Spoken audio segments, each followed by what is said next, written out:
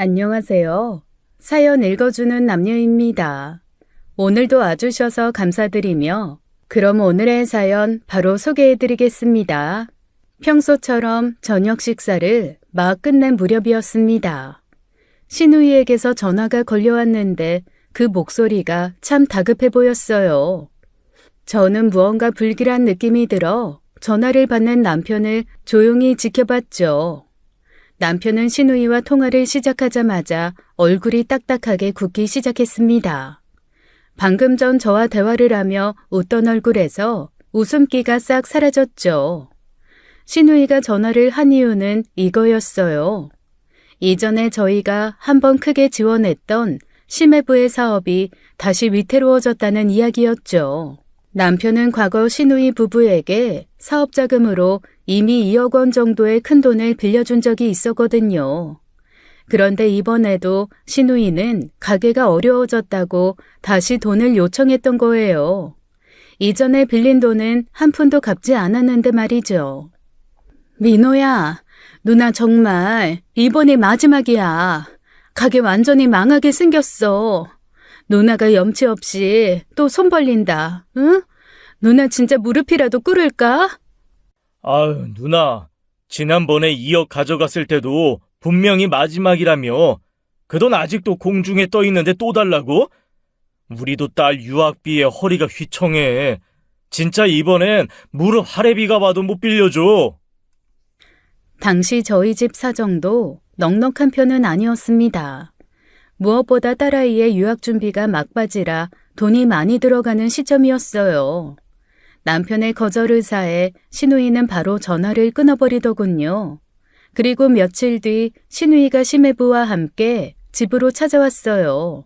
신우부부의 뜻밖의 방문에 저와 남편 모두 당황하지 않을 수 없었죠. 집으로 찾아온 신우이는 자리에 앉자마자 눈물을 흘리며 또다시 부탁을 했습니다. 민호야, 누나가 이렇게 눈물까지 흘리고 있어. 여기 보여? 나 울잖아. 제발 이번만 도와줘라. 응? 너마저 외면하면 난 진짜 갈 데가 없어. 누나 길바닥 나앉는 꼴 보고 싶니? 처남, 이번에 이거 진짜 못 넘기면 우리 다 끝이야, 끝. 처남도 알잖아. 우리 이제 진짜 갈 데도 없다고. 막다른 길이야. 아, 누나랑 매형이 이러시니까 저도 죽겠어요. 그런데 진짜 제가 돈이 없어요. 우리도 지금 딸 유학비 때문에 정말 빠듯해요. 아무리 머리 굴려도 이번에는 진짜 어렵습니다. 형님, 2억 빌려가서 10원짜리 한 장도 안 갚고 이번엔 또 1억이에요? 정말 너무하시네요. 저번에는 형님 사정이 어렵다고 해서 제가 아무 말도 안 했는데 이번에도 이러시는 건 정말 아니죠. 올케, 내가 정말 자존심 다 내려놓고 이러고 있잖아. 올케는 딸 외국 보낼 돈은 있고 나 하나 살릴 돈은 없어? 너무들 매정한 거 아니니? 매정한 건 형님이시죠. 무슨 우리 집이 형님네 전용 은행이에요? 카드 넣으면 돈이 막 튀어나와요? 솔직히 어이가 없었어요. 그 당시 2억도 쉽게 빌려준 거 아닙니다. 적금 깨고 그래도 부족해 일부는 집담보로 대출받아 빌려준 돈이었어요. 이번에 안 도와주면 정말 죽을 판이라고 하도 그 당시 난리를 쳐서요. 그리고 솔직히 제가 왜 내 딸 교육비를 신우가게 운영비에 털어넣어야 합니까? 저희가 여유가 넘쳐서 딸이 유학을 간 것도 아니었어요. 하도 조르고 졸라서 남편이 큰 마음 먹고 보내준 거거든요. 그렇지 않아도 저 당당하게 돈을 빌리려는 모습이 참 뻔뻔하게 느껴지더군요. 남편이 결국 재차 부탁을 거절하자 신우이의 표정은 급격히 굳어졌습니다. 잠시 어색한 침묵이 흐른 뒤 신우이는 갑자기 울분을 터뜨리며 화를 내기 시작했어요. 남편과 저를 번갈아 원망스러운 눈빛으로 쳐다보더니 결국 분노를 참지 못하고 자리에서 벌떡 일어나 버렸죠. 심해부는 저런 행동을 말리지는 못할 망정 신우이랑 똑같이 행동을 하더군요. 부창부수죠. 신우이는 일부러 보란 듯이 현관문을 쾅 닫고 심해부와 함께 집을 나가버렸습니다. 신우이가 그렇게 집을 나간 이후 며칠 동안 남편은 깊은 스트레스로 괴로워했어요. 밤마다 제대로 잠을 이루지 못한 채 거실을 서성이는 모습을 종종 보았죠. 그러더니 남편은 집에서 홀로 술을 마시기 시작했어요. 술을 즐기던 사람도 아니었고 집에서 혼자 술잔을 비우는 일도 없었던 일이기에 저는 걱정이 컸습니다. 그러던 어느 날이었죠. 제가 일을 마치고 돌아온 날 집에 있던 남편은 이미 상당히 취해 있는 상태였습니다. 그만 마셔, 제발. 그렇게 퍼마신다고 뭐가 달라져? 당신 쓰러지면 누가 책임질 건데, 어? 미안하다, 미안해. 이렇게라도 안 하면 숨이 막혀서 못 살겠어. 아무리 말려도 소용이 없었어요. 급기야 저는 남편의 술잔을 빼앗으려 했죠. 그런데 그 순간 갑자기 남편이 배를 부여잡고 괴로워하며 바닥으로 쓰러졌습니다. 동시에 남편의 입에서는 시뻘건 피가 콸콸콸 쏟아져 나오기 시작했어요. 저는 순간 기겁을 했죠. 곧바로 정신을 차리고 급하게 휴대폰을 들어 119에 신고했습니다. 얼마 지나지 않아 구급대원들이 도착했고 남편은 급히 응급실로 옮겨졌어요. 병원에 도착한 남편은 곧장 긴급 위세척과 집중 치료를 받기 시작했어요. 저는 병원 복도에 앉아 불안하게 결과를 기다리고 있었죠. 시간이 얼마나 흘렀을까요? 마침내 담당 의사가 다가왔는데 의사 표정이 몹시 당황한 듯 했습니다. 사모님, 검사 결과가 나왔는데요. 환자분 위 내용물에서 유기인계로 추정되는 신경 전달 억제제 성분이 검출됐습니다. 아마 메타미도포스나 파라티온 같은 종류일 가능성이 높아 보이는데요. 이런 성분은 일반적으로 가정에서는 잘 안 쓰이는데, 아무튼 소량만 섭취해도 신경계에 치명적인 영향을 미쳐서 생명에 큰 위험을 줄 수 있는 그런 물질이에요. 예? 그게 무슨 뭐라고요? 선생님, 제가 잘 못 알아들어서 그런데 쉽게 다시 말씀해 주세요. 그러니까 쉽게 말해서 농약이요, 농약. 남편분이 농약을 마셨다고요. 네? 농약이라니, 지금 무슨 말씀이세요? 우리 남편이 농약을 왜 마셔요? 어디서요? 그건 저도 모르죠. 남편은 평소 농약을 다룰 일이 전혀 없는 사람이었어요. 사무직으로 평생 책상 앞에서 일하는 사람이었으니까요. 병원에서는 곧바로 이 상황을 경찰에 알렸습니다. 응급의료법에 따라요. 얼마 지나지 않아 경찰이 병원에 도착했어요. 경찰은 곧바로 저희 집 조사를 시작했어요. 남편이 마신 술병도 경찰이 압수하여 정밀 분석을 진행했어요. 얼마 뒤 그 술병에서 농약 성분이 검출되었다는 결과가 나왔죠. 그 순간 저는 등골이 서늘해지며 이 일이 정말 누군가의 범죄일 수 있다는 현실을 받아들일 수밖에 없었습니다. 경찰은 즉시 주변 가족들과 지인들 모두를 용의선상에 올려놓고 본격적으로 조사를 진행했어요. 남편이 피를 토하고 쓰러진 날 마신 술이 고급 사케라는 사실이 제 머릿속을 계속 맴돌았죠. 평소 남편은 절약이 몸에 배어 있었기 때문에 이렇게 비싼 술을 직접 구매했을 리가 절대 없었습니다. 언제나 저렴한 막걸리 정도만 마시던 사람이었으니까요. 의심이 짙어진 저는 남편의 카드 사용 내역을 자세히 확인하기 시작했어요. 철저히 분석한 카드 내역에서는 역시나 그 고급술을 구매한 흔적이 전혀 없었죠. 이는 누군가 남편에게 이 술을 건넸다는 것을 의미했습니다. 즉 남편을 쓰러지게 만든 진범은 남편에게 이 술을 선물한 사람이라는 결론이 나왔어요. 평소 남편 성격상 아무에게나 이런 비싼 선물을 받을 리도 절대 없었습니다. 이는 남편과 매우 친밀한 사람, 즉 저희 가족과 아주 가까운 누군가가 남편에게 농약이 든 술을 건넸다는 뜻이었어요. 저는 도대체 누가 무슨 이유로 남편에게 이런 끔찍한 짓을 벌였는지 머릿속이 복잡해졌죠. 믿고 싶지 않지만 가족이나 가까운 지인 중에 범인이 있을지도 모른다는 생각에 온몸이 떨려왔습니다. 결국 저는 마음을 굳게 먹고 주변 사람들을 하나씩 떠올렸어요. 도대체 누가 남편의 술에 농약을 넣었을까? 그것이 가장 큰 의문이었죠. 잠시도 머릿속에서 지워지지 않는 질문이었어요. 그러다 문득 남편이 쓰러지기 일주일 전의 일이 머리를 스쳤습니다. 바로 신우이가 돈 문제로 남편과 크게 다툰 날이요. 그때 신우이는 감정을 주체하지 못하고 남편을 향해 소리를 질렀어요. 민호 너 언젠가 이 순간 반드시 꼭 후회할 날이 올 거야. 알아? 그 말은 단순히 화가 나서 쏟아낸 말이라 생각했었습니다.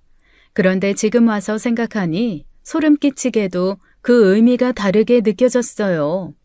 저는 신우이가 남편에게 돈을 빌려달라고 했다가 거절당했던 그날 신우이가 걱정스러워 집 밖으로 급히 따라 나섰었죠. 급하게 뒤를 쫓아나간 저는 아파트 1층 현관 앞에서 신우이와 심해부가 심각한 표정으로 이야기를 나누고 있는 걸 보았습니다. 저는 본능적으로 발걸음을 멈추고 그들의 대화에 귀를 기울였어요.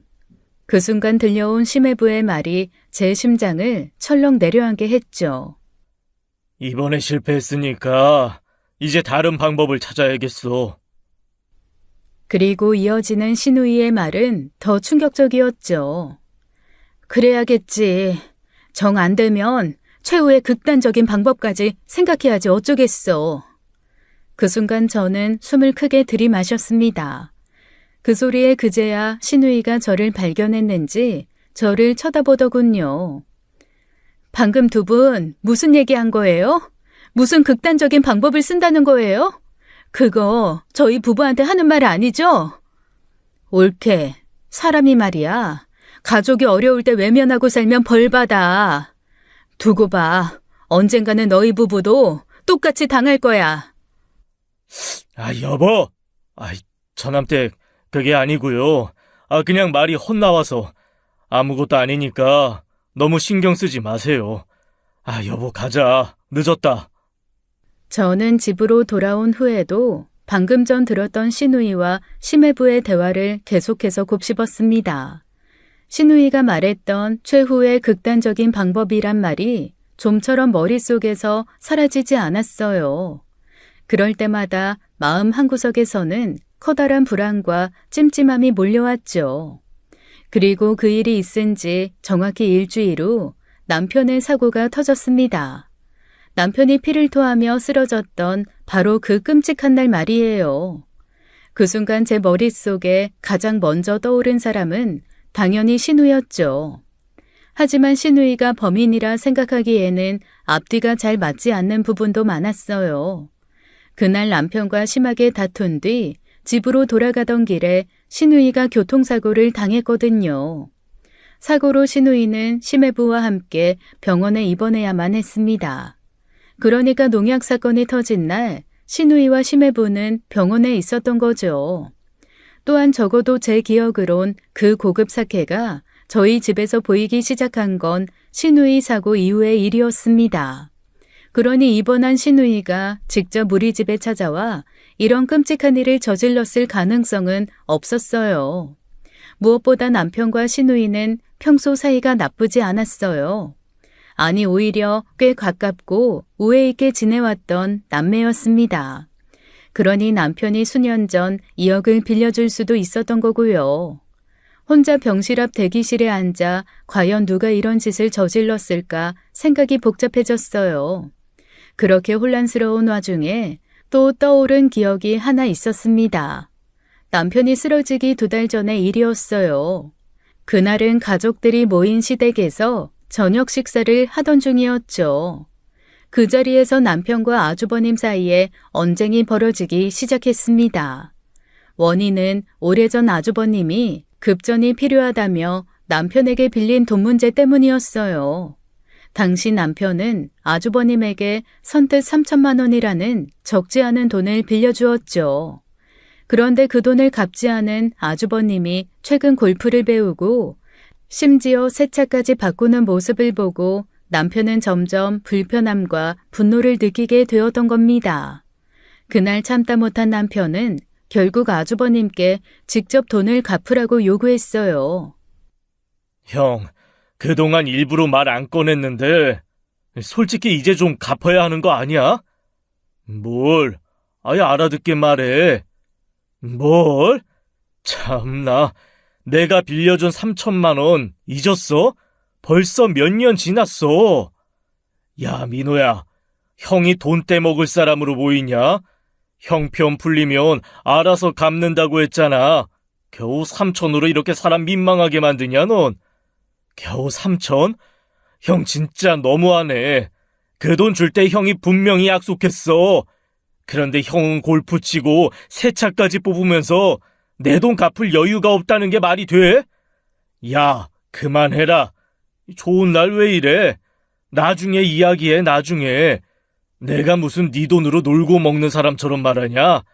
형도 지금 상황이 그렇게 넉넉한 거 아니야. 좀 기다려줄 수도 있잖아. 기다리긴 뭘 더 기다려. 내가 형 때문에 적금 깨고 겨우 준 돈이야. 이젠 나도 여유 없어. 형 은행에서 돈 빌려서 일했으면 벌써 압류당했어. 야, 너 말 조심 안 해? 형 얼굴 안 볼 거야? 적당히 하라고, 적당히. 처음에는 조용조용히 이야기하던 남편과 아주버님의 대화가 점점 더 격해졌습니다. 남편이 아주버님에게 빌려준 돈 이야기를 꺼내자 아주버님은 온갖 핑계를 대며 돈을 갚기를 미루기만 했거든요. 사업이 어렵다는 둥, 아직 형편이 안 된다는 둥 둘러대기만 했죠. 그런 아주버님의 태도에 남편은 결국 참고 참았던 분노를 터뜨리고 말았습니다. 형 진짜 너무하잖아. 아버지 유산 받은 것도 형 혼자 독식해서 마음대로 다 써버리고 아버지 살아계실 때 애지중지 아끼던 그 땅까지 팔아서 사업한다고 홀랑 날려먹었잖아. 그것도 모자라 이제 내 돈까지 떼먹으려고 해? 야, 너 정말 말 다 했냐? 내가 그 돈 일부러 날렸어? 사업하다 보면 잘 안 풀릴 수도 있는 거지.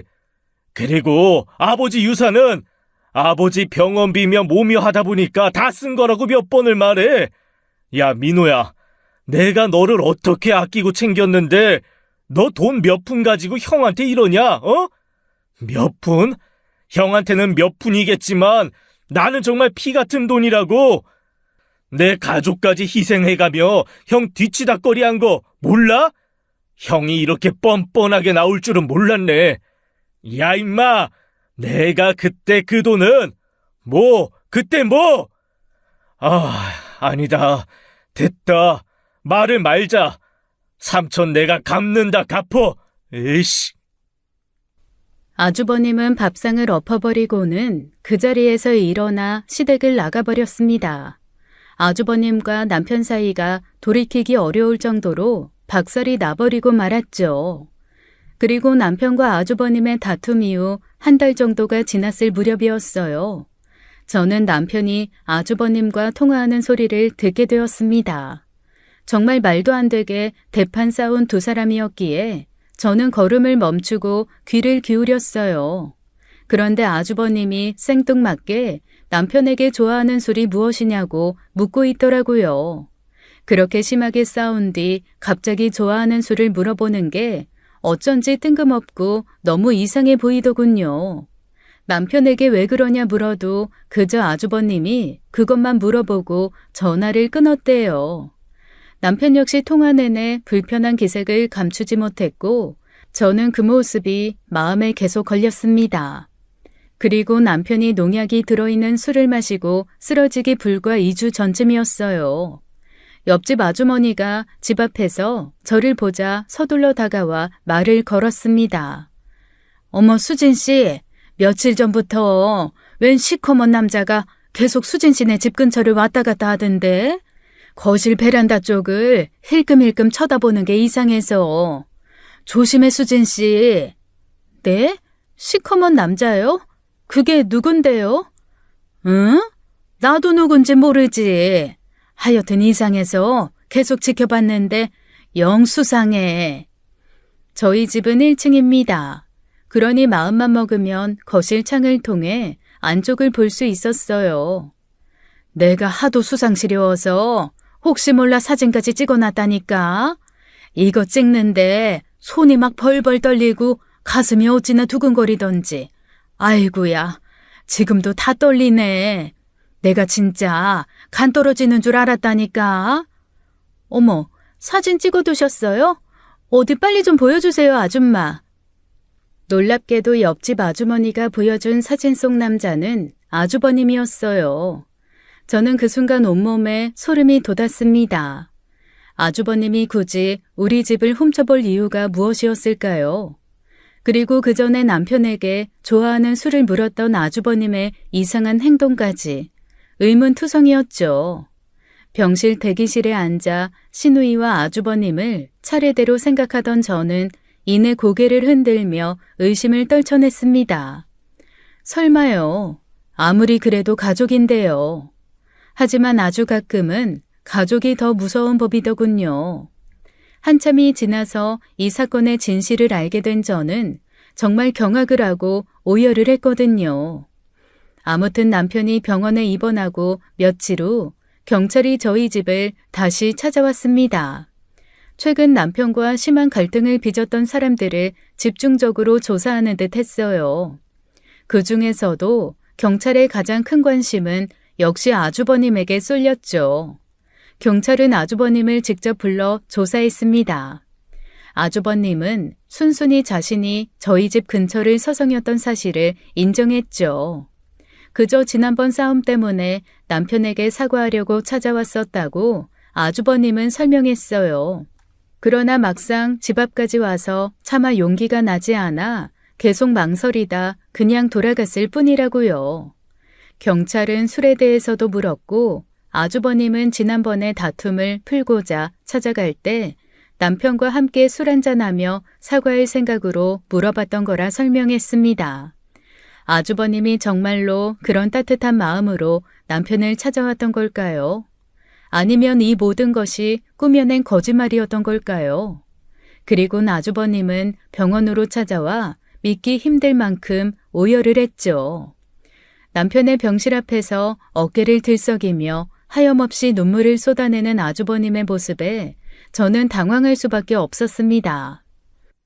아유, 내가 미친놈이지. 내가 미친놈이야. 이 동생은 그렇게 피를 토하는데 난 뭘 잘했다고 너한테 성질만 부렸는지. 나 정말 사람도 아니다, 진짜. 재수씨, 저 민호 잘못되면 저 못 삽니다. 저도 따라갑니다. 민호야, 일어나라 제발.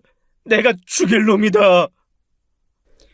아주버님, 제발 이러지 마세요. 민호 씨가 이 모습 보면 얼마나 속상해하겠어요. 아주버님까지 이러시면 저 정말 어쩌라고요. 민호 씨 금방 좋아질 거니까 마음 좀 잡으세요. 밥상을 엎어가면서까지 남편을 원망했던 사람이 이토록 슬퍼하는 모습에 저는 당혹스러웠습니다. 과연 저 눈물이 진짜일지 아니면 교묘히 숨긴 진심을 감추려는 연기일지 솔직히 판단할 수 없었죠. 그런데 경찰 조사 과정에서 저는 놀라운 사실을 알게 되었어요. 알고 보니 아주버님은 몇 년 전에 암 진단을 받았다더라고요. 그런데 아주버님은 그 사실을 시가 식구 중 그 누구에게도 알리지 않았대요. 형님만 그 사실을 알고 있었는데 아주버님이 절대 말하지 말라고 했다더군요. 혹시나 자신이 죽을 수도 있기에 암 사실을 숨기고 홀로 견뎌왔던 거예요. 남편에게 빌린 3천만 원 역시 암 치료를 위한 병원비와 그동안 버틸 생활비로 사용한 거였어요. 아주버님은 다행히 암이 완치된 이후로부터 자신을 위해 살아보자고 결심했었다고 합니다. 평생을 오로지 책임감만으로 살아왔던 아주버님이 자신을 위해 골프도 배우고 차도 바꿨던 것은 자신에게 주어진 삶을 이제는 좀 더 의미 있게 살고자 했던 아주버님의 첫 시도였던 거죠. 저 역시 그동안 아주버님의 행동을 철없이 돈을 쓰고 호화롭게만 살려는 모습이라 생각했는데 알고 보니 속사정이 있던 것이었어요. 진즉 저희 부부에게 말했으면 얼마나 좋았을까 안타깝더군요. 남편이 병원 침대에서 여전히 의식을 회복하지 못한 채 누워있던 어느 날 시어머니가 병실로 찾아왔습니다. 고령의 시어머니께서는 거동도 힘겨워 하셨죠. 저는 내심 시어머니의 방문이 조금은 반갑고 위로가 될 거라고 기대했어요. 하지만 병실에 들어온 시어머니의 모습은 예상과 너무 달랐습니다. 시아버지가 돌아가신 후 남편과 연락도 하지 않고 지낸 시어머니였기에 어느 정도 냉랭함은 이해할 수 있었죠. 하지만 아들이 생사를 오가는 상태에서 누워있음에도 시어머니는 너무나 차분하고 무덤덤한 얼굴로 병실에 들어섰습니다. 저는 그런 시어머니의 모습을 보며 참 당혹스럽더군요. 2년 전 시아버지가 돌아가셨습니다. 남편은 병원에서 연락을 받고 급히 병원으로 향하다가 사고가 나서 아버지의 임종을 지키지 못했어요. 당시 남편은 택시를 타고 뒤늦게 병원에 도착했지만 이미 시아버지는 세상을 떠난 뒤였죠. 남편도 그래서 더욱 원통하게 눈물을 흘렸어요. 하지만 시어머니는 그 일 이후로 남편에게 끊임없이 원망 섞인 말을 했습니다.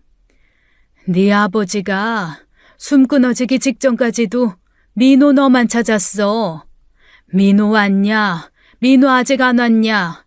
하다못해 눈 감는 순간까지 네 이름 부르다 가셨어. 너 어디서 뭐했니? 응? 그 말이 반복될 때마다 남편은 죄책감과 고통을 느껴야 했습니다. 특히나 아주버님과 시누이는 병원에서 며칠씩 밤을 새우며 임종을 지켰다고 시어머니는 남편에게 이야기했어요. 그러면서도 정작 시아버지는 끝까지 남편만을 찾았다며 남편의 죄책감을 더욱 부추겼죠. 너는 정말 네 애비한테도 지독히 모질더라. 혜영이랑 민석이 그리고 막둥이는 며칠씩 병원에서 밤새가며 지들 아버지 지켰어. 그런데 아버지는 너 하나만 기다리며 마지막 숨까지 붙잡고 버틴 거라고, 이 녀석아. 또 형하고 누나 얘기예요? 평생 내가 듣던 소리네요. 어머니, 내가 뭐 일부러 임종을 못 지켰어요? 나라고 아버지 마지막 곁에 있고 싶지 않았겠어요? 네가 어디 그런 말을 입에 담아. 형이랑 누나는 너처럼 바쁜 일 없어서 거기 붙어 있었는 줄 알아? 너 하나, 네 이름 하나 부르다가 눈도 못 감고 떠난 게 네 아버지야. 어떻게 자식이란 놈이 그렇게 무정하고 야속할 수가 있어. 어떻게? 제가 무정하다고요? 평생 형이랑 누나만 귀하게 여기고 나는 없는 사람 취급한 어머니는요. 어머니한테 나는 늘 뒷전이었잖아요. 내가 아무리 애써도 어머니 눈에 보이지도 않았잖아요. 그런 사람이 무정한 사람이죠. 제가 무정해요? 너는 그렇게 끝까지 철없이 굴래? 이제 와서 어미 탓이야? 어머니가 절 아들 취급했어봐요. 제가 일어나. 언제나 형. 제가 형이나 누나랑 같은 자식 맞아요? 명절 때마다, 생일 때마다 형이랑 누나는 늘 최고였고 나는 찬밥 신세였어요. 어머니는 나한테 단 한 번이라도 진심으로 잘했다, 고맙다 그런 말 해준 적 있냐고요? 이 녀석이 정말... 남편이 그날 시어머니에게 분노를 터뜨렸던 이유는 단지 아버지의 임종 문제 때문만은 아니었어요. 남편은 사실 어린 시절부터 시어머니의 차별적이고 가혹한 언행으로 인해 큰 상처를 품고 있었습니다. 어머니 그거 아세요? 어릴 때 나한테 뭐라 했는지 기억이나 하세요? 왜 태어났냐? 이 말 하신 거 기억하시냐고요?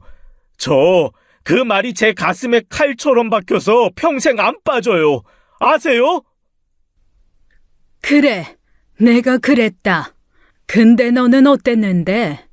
너 중학교 때부터 사고나 치고 학교에 불려다니고 경찰서를 네 집 안방처럼 드나들었어.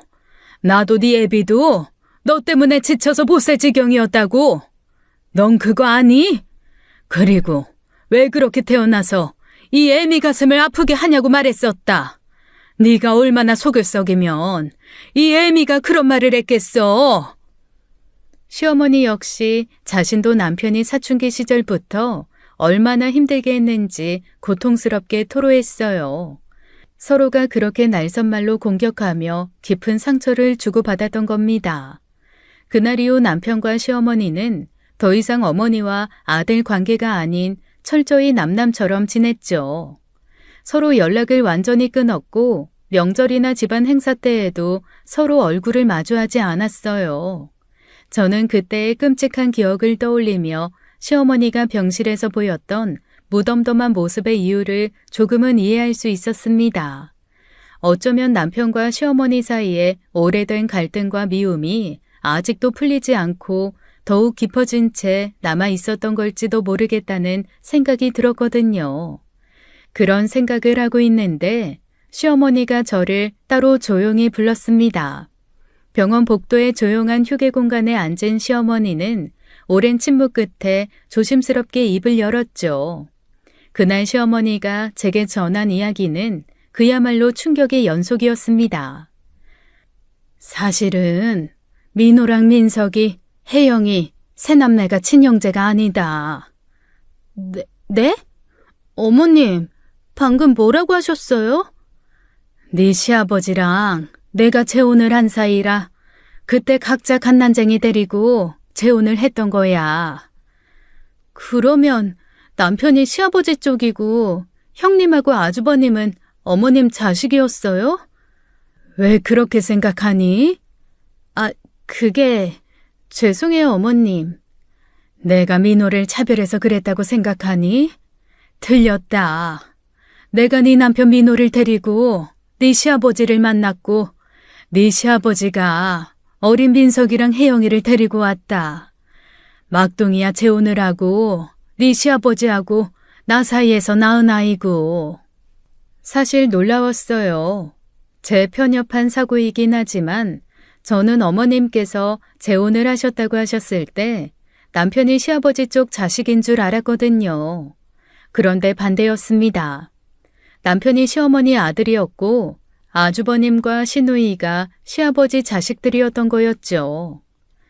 그때는 다들 너무 어려서 기억들을 못할 거야. 그래서 네 시아버지랑 약속했다. 그냥 친남매인 것처럼 키우자고. 아무도 눈치채지 못하게. 그 비밀을 지금껏 숨기고 살아왔어. 그리고 시어머니는 남편과의 어린 시절을 떠올리며 자신이 했던 차갑고 가혹했던 말들에 대해 깊은 한을 가지고 있음을 털어놓았습니다. 내가 민호한테 참 모질게도 했지. 마음속으로는 잘해주고 싶은 마음이었다만 그러면 내 자식만 예뻐하고 네 시아버지 자식들인 혜영이랑 민석이는 차별한다 생각할까봐 내 마음을 숨기면서 그러질 못했어.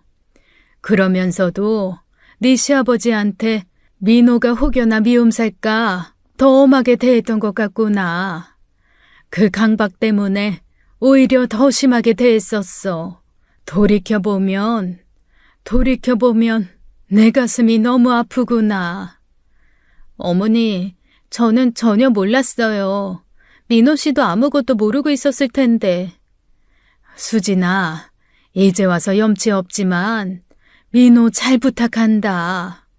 내가 못한 복까지 네가 좀 품어주면서 보듬어줘라.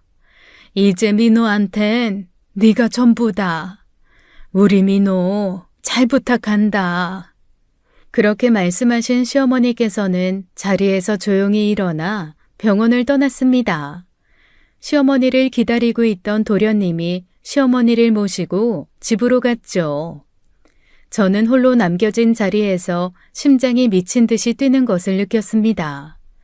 남편이 의식을 못 찾고 있는 지금 이렇게 놀랍고도 충격적인 가족사의 비밀을 알게 되다니 모든 상황이 더욱 복잡해지는 것을 느꼈죠. 그렇게 시어머니가 제게 숨겨진 남편의 비밀을 털어놓고 며칠이 지난 후였어요. 도련님에게 갑자기 다급한 연락이 왔습니다. 시어머니가 스스로 극단적인 선택을 시도했다는 소식이었죠. 저는 너무 놀라 정말 한 걸음에 황급히 병원으로 달려갔습니다. 다행히 시어머니는 막내인 도련님에게 발견되어 긴급히 병원으로 옮겨졌고 목숨은 무사히 구할 수 있었어요. 병원에 도착한 저는 초조한 마음으로 시어머니가 깨어나기만을 기다렸죠. 대체 어머님이 왜 그런 선택을 하신 거야? 어머님이 아무리 힘드셨어도 이건 아니잖아. 어머님이 왜 이런 극단적인 생각까지 하신 건데. 형수님, 어머니가 이거 남기셨어요. 아무래도 이 유서 보면 어머니 마음 알 수 있을 것 같아요. 저는 도저히 못 읽겠네요. 시어머니께서는 한글을 잘 모르세요. 그래서 삐뚤빼뚤 맞춤법도 틀린 유서를 아주 짧게 남기셨더군요. 미안하다. 자식이 부모보다 먼저 가는 꼴은 나는 죽어도 못 보겠구나. 그러니 이치에 맞게 내가 먼저 간다. 셋째가 깨어나거든 못난 어미 용서하고 잘 살아다오. 살 만큼 살다 가는 거니 모두들 슬퍼하지 마라. 모두에게 미안하다. 그 순간 저는 병실에 누워있는 시어머니의 초췌한 얼굴을 바라보며 뒤늦게 깨닫게 되었습니다. 지난번 남편의 병실에서 보였던 그 무덤덤한 태도가 사실은 너무도 큰 충격과 슬픔을 억지로 눌러 참으려 했던 것이었다는 것을요. 시어머니께서는 평생을 그렇게 사셨던 겁니다. 저는 눈시울이 뜨거워지는 것을 느꼈죠. 남편과 시어머니 사이에 오랜 갈등, 그리고 그 안에 얽힌 말 못할 가족의 비밀까지. 시어머니 역시 얼마나 많은 죄책감과 후회를 품고 살아왔던 겁니다. 저는 그날 비로소 깨달았습니다. 가족이란 보이는 모습만으로는 그 마음을 온전히 헤아릴 수 없다는 것을요. 남편의 상태는 날이 갈수록 점점 더 나빠지고 있었습니다. 중간에 심정지가 와서 의사들이 달려와 심폐소생술까지 한 게 2번이나 되죠. 저는 그때마다 평소 찾지도 않던 신을 찾게 되었습니다. 하지만 병원에서는 최악의 상황까지도 각오해야 한다며 제게 준비를 하라고 했어요. 저는 이대로 남편을 보낼 수 없다는 생각이 들었습니다. 남편의 억울함을 풀어야 한다는 생각이 강하게 들었죠. 누군가의 끔찍한 범행으로 남편이 이 지경까지 이르렀는데 경찰은 범인을 밝히지 못하고 있었어요. 마음이 점점 더 다급해지던 그때 저는 문득 하나의 생각이 머릿속을 스쳐 지나갔습니다. 남편에게 농약이 든 술을 선물한 사람이 이번 사건의 진범일 수 있잖아요. 물론 아닐 수도 있어요. 거래처 사람이 선물한 것일 수도 있고 친구나 지인에게 그저 선물을 받은 것일 수도 있죠. 그저 범인이 집에 있던 그 술에 농약을 몰래 탄 것일 수도 있습니다. 하지만 만약에, 아주 만약에 술을 선물한 사람이 진짜 범인이라면 범인은 지금 두려워하고 있을 게 분명했어요. 남편이 의식을 회복해 그 술을 건넨 사람의 정체를 밝히는 순간 범인의 정체가 드러나 버릴 테니까요. 바로 그 점을 이용하면 범인을 잡을 수 있는 좋은 방법이 있겠다는 생각이 들었습니다. 저는 곧바로 계획을 실행에 옮겼어요. 한시가 급했죠. 먼저 남편의 상태가 기적적으로 호전되어 아주 잠시 의식을 찾았다가 다시 잠이 들었다고 했어요. 의사들도 이제 곧 완전히 의식을 되찾을 거라는 소문을 가족과 주변 사람들에게 모두에게 퍼뜨렸죠. 그러면서 절대 안정을 핑계로 면회는 일절 안 된다고 했어요. 그리고 일부러 저는 지방에 계신 친정 부모님 댁에 급히 다녀와야 해서 일주일간 병실을 비우게 될 예정이라는 말도 함께 전했습니다. 물론 제가 자리를 비우는 동안 남편이 홀로 남겨지는 것이 걱정된다는 불안한 말까지 곁들였죠. 이 모든 행동은 바로 범인을 유인해내기 위한 미끼였습니다. 남편이 깨어나면 술의 출처를 밝힐 것이고 그렇게 되면 범인의 정체가 드러나 버릴 테니 분명히 초조해질 거라 생각했죠. 경찰과 협조하여 누구든 병실에 접근하면 즉시 현장을 덮칠 준비도 마쳤고요. 병실 내부에 작은 소형 카메라도 설치했습니다. 병실 밖에서 내부를 살필 수 있게요. 이제 저는 숨을 죽이고 기다릴 수밖에 없었습니다. 밤낮으로 오직 범인만이 나타나기를 기다리며 병실에서의 작은 움직임 하나하나에도 신경을 곤두세웠죠. 드디어 며칠 후 어두운 새벽 고요한 병실에 긴장감이 가득했습니다. 그때 병실 안으로 누군가의 그림자가 천천히 들어왔죠. 저는 심장이 터질 듯이 뛰었고 긴장감으로 온몸이 얼어붙었어요. 저는 그 모습을 모니터로 지켜보며 숨조차 제대로 쉬지 못했습니다. 옆에 대기하고 있던 형사들이 서로 조용히 눈빛으로 신호를 보냈어요. 병실 안으로 들어온 그 낯선 사람은 천천히 침대 곁으로 다가갔습니다.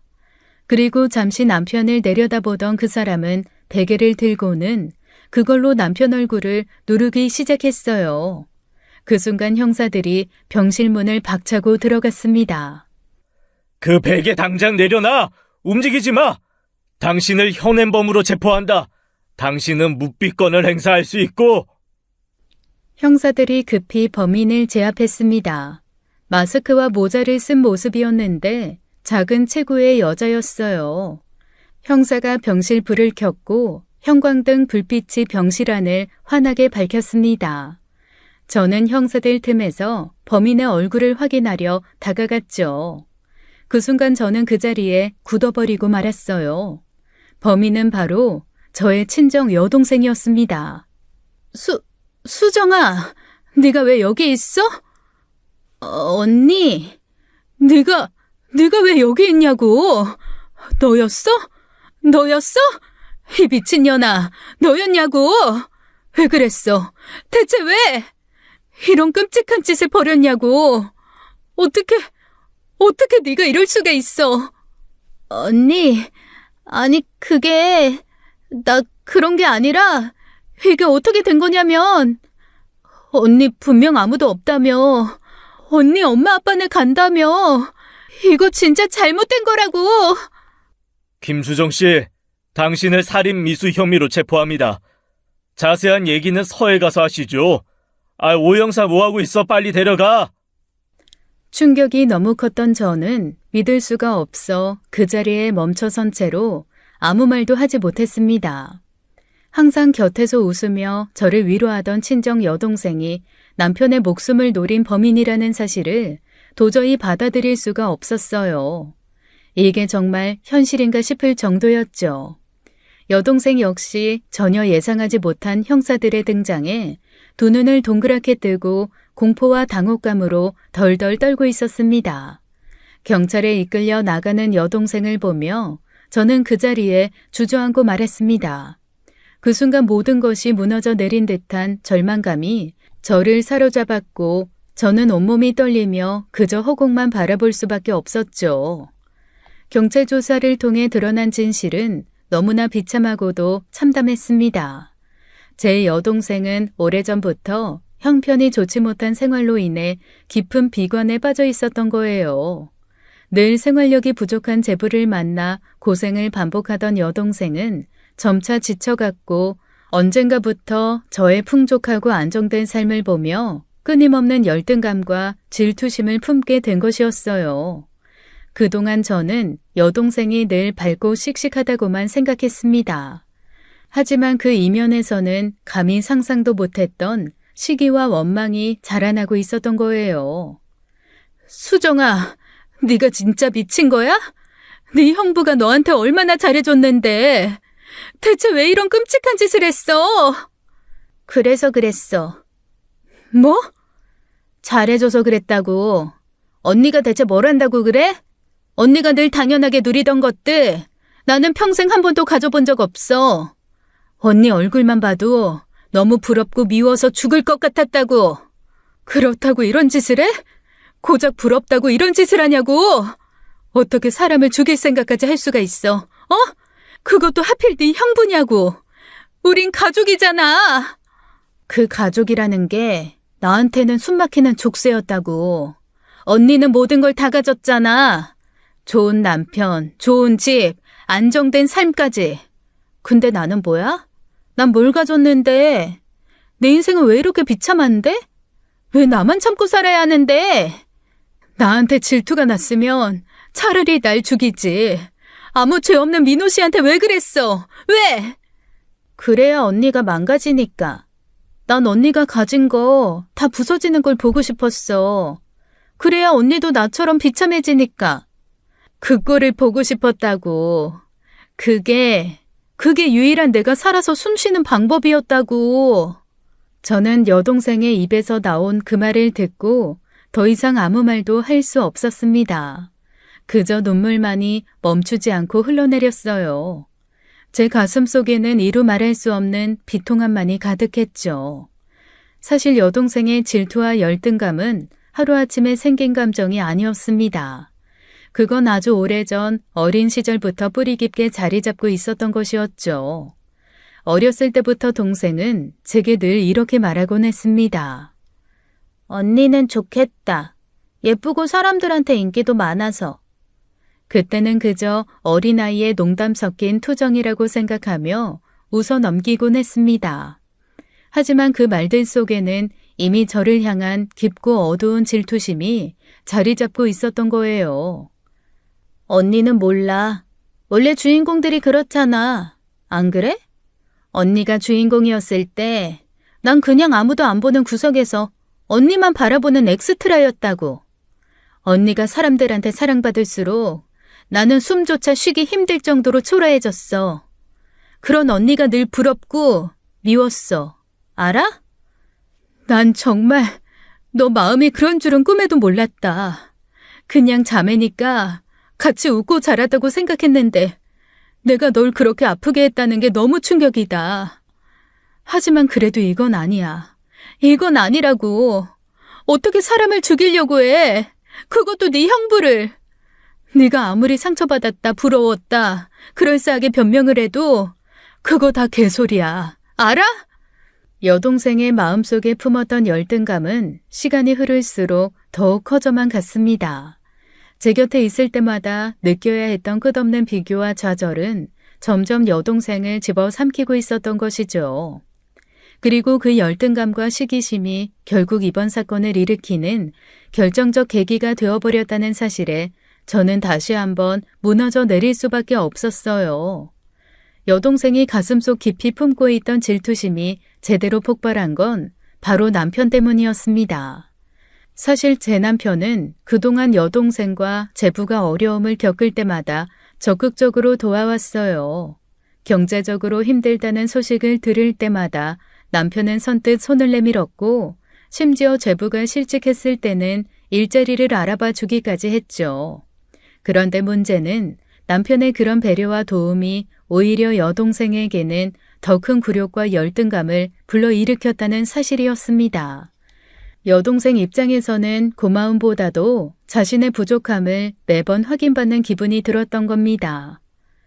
형부는 나 불쌍하니까 도와주는 척하면서 결국은 나한테 얼마나 비참한 인생인지 확인시켜준 거야. 매번 도움받을 때마다 내가 얼마나 초라하고 비참했는지 알아? 이수정, 너 똑바로 들어. 지금 네가 한 짓이 뭔 줄이나 알아? 네 형부가 너한테 손 내밀었던 건 알량한 네 자존심 상처 주려고가 아니라 널 가족이라고 생각했기 때문이야. 네가 그렇게 어렵다고 울고불고 매달릴 때마다 마음 아파하고 잠 못 자면서까지 고민했던 사람이 네 형부였다고. 근데 그 사람한테 칼을 꽂아? 네 초라한 인생이 그렇게 불만이었으면 너 스스로 더 노력했어야지. 왜 자꾸 남 탓 세상 탓만 하면서 살아? 도움받을 땐 한없이 낮추다가 이제 와서 도와줬던 사람한테 책임을 떠넘겨? 그런 네 모습을 스스로 돌아봐. 네 인생이 초라해진 이유는 네 열등감 때문이니까. 차라리 그 도끼를 에너지로 너 자신을 돌아보고 네 인생을 바꿨어야지. 너 같은 애한테 마음 쓴 우리가 바보였다. 사람 인생 결국 자기가 만드는 거야. 언제까지 그렇게 비겁하게 네 인생 망친 책임을 다른 사람한테 돌릴래? 그리고 감옥 가서도 하나 기억해. 네 평생 사람들이 너한테 관심도 안 주고 무시했다고, 엑스트라 취급해서 그게 슬펐다고 그랬지? 그런데 그거 아니? 그런 너한테 관심 주고 널 가족이라고 생각하며 너 아껴준 사람이 네 형부였어. 그런데 너는 정작 너를 아껴주던 사람을 죽이려고 한 거야. 경찰 조사실에서 여동생은 모든 것을 인정하며 담담히 자신의 범행 이유를 밝혔습니다. 동생의 얼굴에서는 이미 모든 걸 포기한 듯한 체념이 서려 있었죠.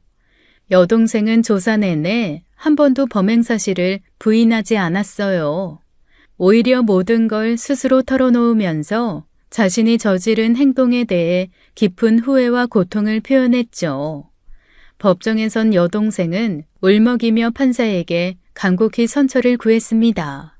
하지만 모든 정황과 증거가 그녀의 범행이 철저히 계획적이고 치밀했음을 보여주고 있었기 때문에 판사는 여동생의 호소에도 냉정한 표정으로 사건을 바라볼 뿐이었습니다. 판사님, 제가 정말 잘못했습니다. 제가 순간적으로 정신이 나갔었나 봐요. 언니랑 형부한테 정말 씻을 수 없는 죄를 지었습니다. 이렇게 될 줄 알았다면 절대 그런 끔찍한 짓 하지 않았을 거예요. 제발 한 번만 선처를 부탁드립니다. 정말 다시는 이런 일 없을 거예요. 피고인 김수정, 본 재판부는 제출된 증거자료와 피고인의 진술을 종합적으로 판단하여 볼 때 피고인의 범행은 우발적이라기보다 오랜 기간 계획된 것으로 보이며 그 방법과 동기 또한 죄질이 매우 불량하다. 피해자와의 관계를 고려할 때 비난 가능성 또한 매우 크므로 재판부로서는 피고인의 선처 호소를 받아들이기 어렵다고 판단한다. 법원은 여동생에게 살인미수 혐의로 징역 12년을 선고했습니다. 판사의 무거운 목소리가 법정 안에 울려 퍼지던 그 순간 여동생은 무릎이 풀려 그 자리에 주저앉고 말았죠. 친정엄마는 그 자리에서 기절을 했고 아빠는 끊었던 담배를 다시 피우셨습니다. 제부는 자기 아내의 범죄를 꿈에도 몰랐다며 스스로 자책했어요. 무엇보다 제부는 제 남편을 무척 좋아했었죠. 남편이 농약으로 쓰러져 병원에 있을 때도 몇 날 며칠을 눈물로 보낸 사람이었어요. 그러니 제부도 충격이 컸겠죠. 저는 방청석에서 그 모습을 지켜보며 숨이 막혀왔습니다. 여동생의 흐느끼는 뒷모습을 보며 가슴속이 천갈래 만갈래로 찢어지는 듯한 고통을 느꼈죠. 동시에 저는 결심을 굳힐 수밖에 없었어요. 저는 구치소로 향하는 여동생을 향해 마지막 말을 건넸습니다. 이수정, 너하고 나 오늘부로 끝이야. 지금 이 순간부터 난 너 같은 동생 없고 너도 언니 없는 거야. 12년 뒤에 출소해서도 길에서라도 마주치지 마. 그땐 내가 널 어떻게 할지도 몰라.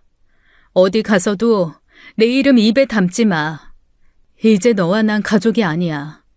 네가 지은 죄값 제대로 받고 남은 평생 그 끔찍한 후회 속에서 살아.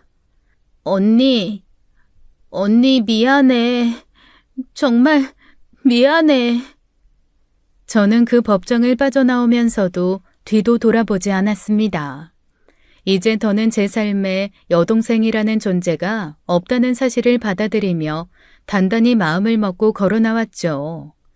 하지만 그렇게 마음을 먹었음에도 제 가슴 깊은 곳에서는 떨쳐버릴 수 없는 슬픔과 고통이 계속해서 흐르더군요. 여동생의 선고가 있던 날로부터 2달 뒤 남편이 깨어났습니다. 저는 남편의 병실에서 늘 그렇듯이 힘없이 남편의 손을 잡고 앉아 있었죠. 그때 제 손끝에서 아주 미세하게나마 미동이 느껴졌어요. 순간 놀라서 고개를 들어 남편의 얼굴을 바라보니 남편 눈꺼풀이 천천히 떨리며 움직이고 있었습니다. 곧이어 남편이 어렵게 눈을 떴어요. 의식이 돌아온 겁니다. 저는 그 자리에서 온몸이 떨리는 걸 느끼며 남편의 이름을 불렀어요. 민호 씨, 눈 떴구나. 정말 고마워. 여보, 다시는 안 깨어나는 줄 알고 얼마나 무서웠는데. 이제 다시는 어디 가지 마, 어? 정말 고마워. 수진아, 여기가 병원이야? 내가 왜 누워있는 거지? 남편의 의식 회복 소식에 가족들이 급히 병원으로 달려왔습니다. 그동안 갈등과 원망으로 뒤엉켰던 가족들이었지만 그 순간만큼은 모두가 하나 되어 기쁨의 눈물을 흘렸죠. 시어머니와 아주버님, 시누이까지 병실에 모였고 그들은 모두가 서로를 위로하며 눈물을 훔쳤습니다. 남편이 깨어난 것이 가족들에게는 그동안 쌓였던 오해와 마음을 풀게 해준 기적 같은 순간이었죠. 저 역시 남편의 손을 잡고 그저 울고 또 울었습니다. 의식을 회복한 남편은 며칠 후 천천히 지난 일의 전말을 듣게 되었어요. 제가 여동생의 범행을 어렵게 꺼냈을 때 남편은 충격에 빠져 아무 말도 하지 못했죠. 남편은 자기를 이렇게 만든 사람이 처제라는 사실에 분노를 먼저 하기보다는 눈물을 먼저 보였습니다. 그동안 누구보다 챙기고 아껴줬던 제 여동생이 그런 끔찍한 일을 벌였다는 사실을 믿기 어려웠던 거죠. 어떻게 이런 일이 벌어질 수가 있어? 수정이가 나한테 왜? 내가 뭘 그렇게 잘못했다고 나한테? 난 정말 믿기지가 않는다. 여보, 이제 다 끝났잖아. 더는 그 일로 괴로워하지 마. 지난 일은 다 잊어버리고 당신 치료에만 일단 신경 쓰자, 응? 내가 당신 옆에 끝까지 있을 테니까. 다행히 남편은 병원에서 치료를 잘 받으며 빠르게 건강을 회복해 나갔습니다. 눈을 뜬 남편의 얼굴을 볼 수 있게 되자 저는 그제야 안도의 한숨을 내쉬었어요. 남편이 의식을 회복했다는 소식에 시누이가 가장 먼저 병실을 찾아왔습니다. 시누이는 남편 앞에 서자마자 눈물을 흘리며 그동안의 철없던 행동을 진심으로 사과했죠. 민호야, 살아줘서 고마워. 그리고 누나가 참 염치 없었다. 네가 그렇게 날 아껴줬는데 그걸 당연하게 여기고 계속 돈만 달라고 했던 거 정말 부끄럽고 미안해. 너 쓰러지고 하루도 빠짐없이 그 일을 후회했어. 정말 미안해. 그 뒤를 이어 아주버님도 병실을 방문했습니다. 아주버님은 그동안 아무에게도 말하지 못했던 암 투병 이야기를 꺼내며 자신이 너무 이기적으로 살아왔다고 진솔하게 고백했어요. 민호야, 형이 암 완치하고 나선 나도 내 인생 즐기면서 살자 하던 게 어느 순간부터 나만 즐겁게 살자로 이기적으로 변한 것 같다. 나만 생각하느라 너한테 너무 못되게 굴었다. 미안하다, 민호야. 형으로서 면목이 없다. 그리고 살아줘서 정말 고맙다. 너 죽으면 나도 따라 죽으려고 했어, 임마. 며칠 뒤 시어머니 역시 도련님과 남편을 찾아와 지난 과거의 잘못들에 대해 진심 어린 사과를 전했습니다. 민호야, 엄마가 널 바라볼 때마다 내 가슴이 얼마나 무너졌는지 너는 모를 거다. 내가 뱉은 독한 말들이 이렇게 되돌아와 내 가슴을 찌를 줄 몰랐어. 살아줘서 고맙다. 정말 장하다, 내 아들. 그리고 정말 미안하다, 아들아. 이 엄마를 용서해 주렴. 저는 그 모습을 보면서 제 자신을 깊이 돌아봤습니다. 정작 범인은 제 가족 안에 있었는데 저는 남편 가족을 의심했던 제 자신이 너무나 부끄럽게 느껴졌어요. 저는 남편 가족을 먼저 의심했던 제 자신이 한없이 원망스러웠습니다. 그런 제 모습을 알아챈 듯 남편이 제 손을 따뜻하게 잡으며 오히려 저를 위로해 주었어요. 우리는 그렇게 사건의 아픔을 조금씩 치유하며 서로의 상처를 다독이기 시작했습니다. 이런 말이 있습니다. 상처는 당신의 잘못이 아닐지 몰라도 그 상처를 치유하는 것은 당신의 책임이다. 저는 이 말을 되뇌이며 앞으로 어떤 일이 있어도 남편과 함께 이 상처를 이겨내고 가족과의 화합을 이루겠다고 굳게 다짐했습니다. 지금까지 사연 읽어주는 남녀였습니다. 끝까지 시청해주신 여러분 감사드리며 저희는 다음 사연으로 돌아올게요. 감사합니다.